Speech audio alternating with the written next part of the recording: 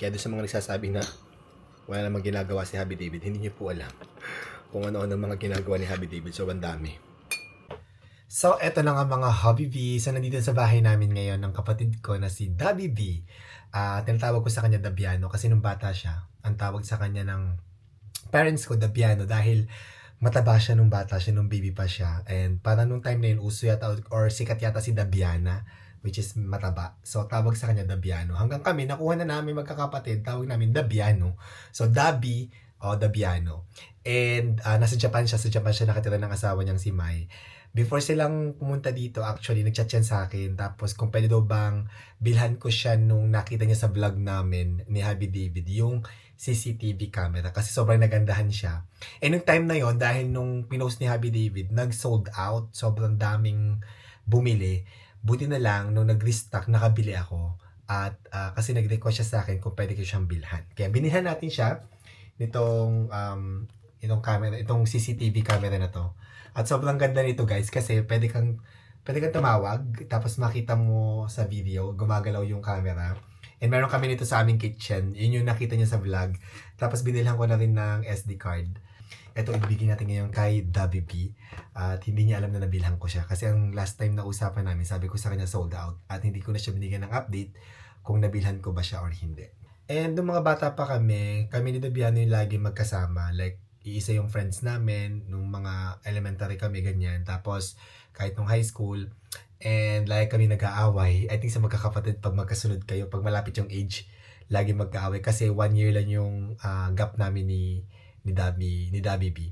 Kaya kami yung madalas magkasama, tsaka nag-aaway. Pero nung nag-mature kami, nagkaroon na kami ng mga kanya-kanyang pamilya. Yan, sobrang close pa rin namin. Actually, kami magkakapatid, sobrang close namin. And we support each other. Tapos, we make sure na meron kaming GC, nag-uusap-usap kami, lagi kaming updated. So, hindi pa rin magaling ang aking gout. Kaya nagpagawa ako kay Ate Rose ng ginger tea kasi mainam daw yun para sa may gout. Ayan si Ate Rose. Ito po, sir. Thank you, Ate Rose. Salabat po. Ginawan ako na Ate Rose ng ginger tea. Thank you. Wala yung asukal or anything, no? Wala po. Gagamit ako nito, guys. Ito gagamitin ko. Mayroon ako ditong stevia drops. Yan ang gagamitin ko para iwas sa sugar. Stevia gagamitin natin. Sobrang ganda nitong stevia na to. Patakan ko na ng mga 3 drops. 1, 2, 3. Okay, 3 na yun. Napadami na. Okay na yun sa akin. Para at least meron lang konting tamis yung ating ginger. Pero, safe naman kasi stevia. So, stevia on the go. PPR. Ayan. Lalagay ko sa comment section pag gusto niyo rin para healthy. Actually, Atos, maganda doon kapag ito ay may halong turmeric. Kaya wala kaming turmeric. So, magpapabili tayo bukas siguro kay Bob. Opo, sir. Pagpasok, luyang dilaw. Yung talagang fresh na luyang dilaw. Tsaka ito, tapos papakulayin mo sa gabi. Opo. Kinabukasan inamin ko yun, nakababad lang. So, Opo. mainam doon na tawag ito, pang laban ng gout. Mainit po yan, sir. Ay, sarap. Pang tinola. So, thank you, Ate Rose. Welcome po. Ate Rose, yun na nagluto ngayon. Si Ate Julie po. Si Tia Julie? Anong niluto ni Tia Julie? Pinaritong manok, sir.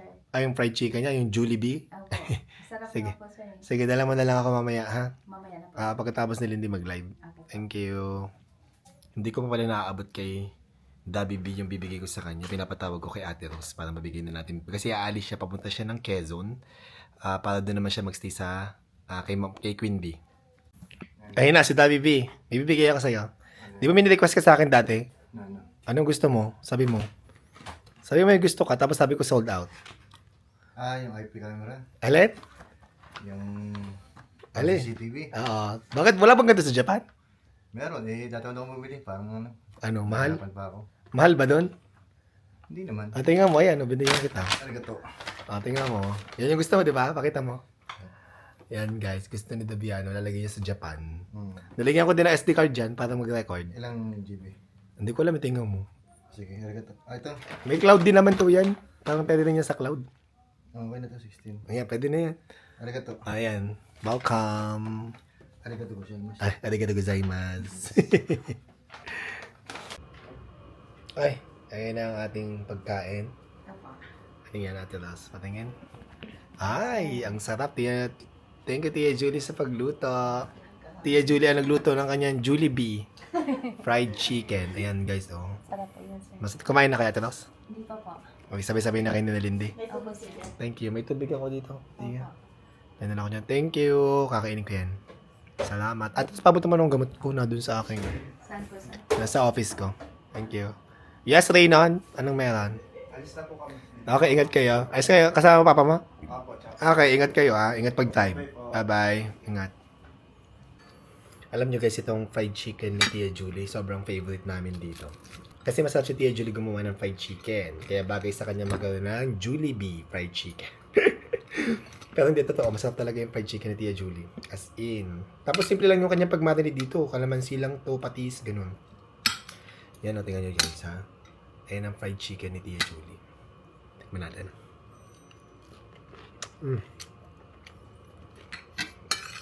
Gusto ko na malasa. Kasi binababa ito ni Tia Julie ng ilang oras. Mas maganda kung overnight. Pero ano lang yan, kalamansi, garlic, patis. I think may konting paminta. Parang ganyan, paminta. Ay, masarap siya. As in. Pwede na siyang gumawa ng Julie B fried chicken. Bagay na bagay. And wala si Happy David kasi may sakit ako. Si Happy David ang busy pag-work. So, nag-aasikaso siya ng mga kailangang asikasuhin sa business namin habang ako nagpapahinga. So, ganun dapat ang mga mag-asawa, di ba? Kailangan nagtutulungan. Tapos, syempre may mga priorities tayo. Meron tayong mga kailangang asikasuhin sa mga negosyo. And masipag si Happy David. Kaya doon sa mga nagsasabi na wala namang ginagawa si Happy David, hindi niyo po alam kung ano-ano mga ginagawa ni Happy David. So, ang dami.